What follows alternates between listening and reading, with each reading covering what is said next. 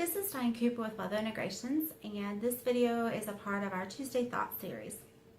In today's Tuesday Thoughts, I want to share about my experience with Hurricane Harvey. And some of you may or may not know that I'm actually based in Tulsa, while my husband is based in the Houston area for work.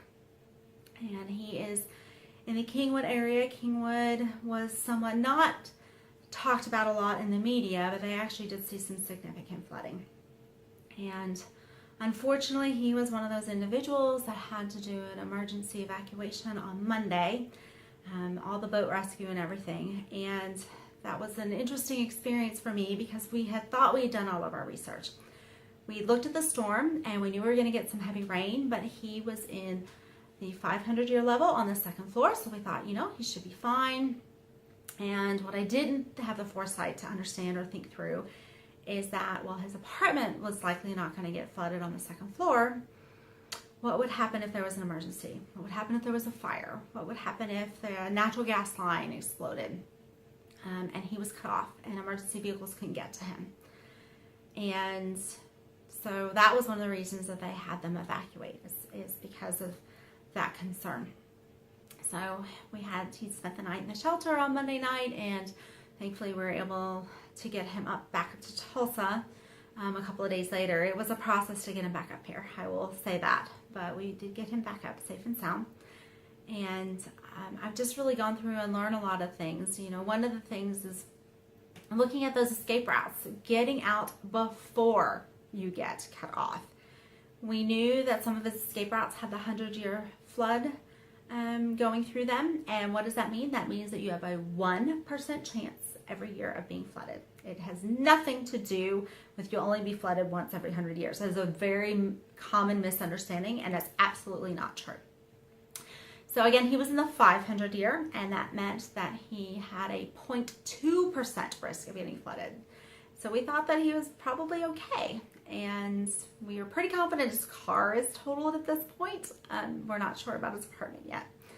But he's safe, and that's what matters.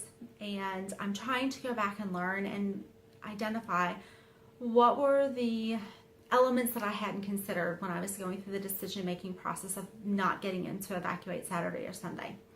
And there were some things that happened as this event unfolded. Record floods coming into Lake Houston was a big one, and Kingwood is on the western side of Lake Houston, so those lake levels rising to near records was definitely an impact. There was an upstream reservoir that suddenly made massive emergency releases that we do believe was an impact. We're still trying to evaluate that.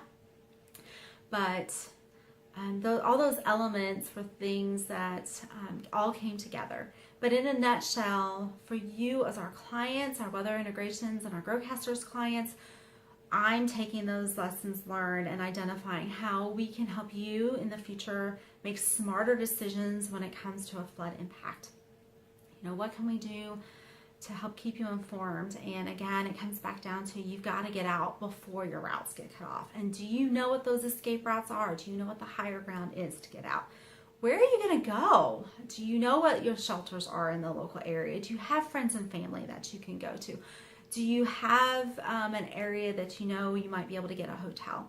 These are all things that you have to plan ahead for if you're going to have to do an evacuation.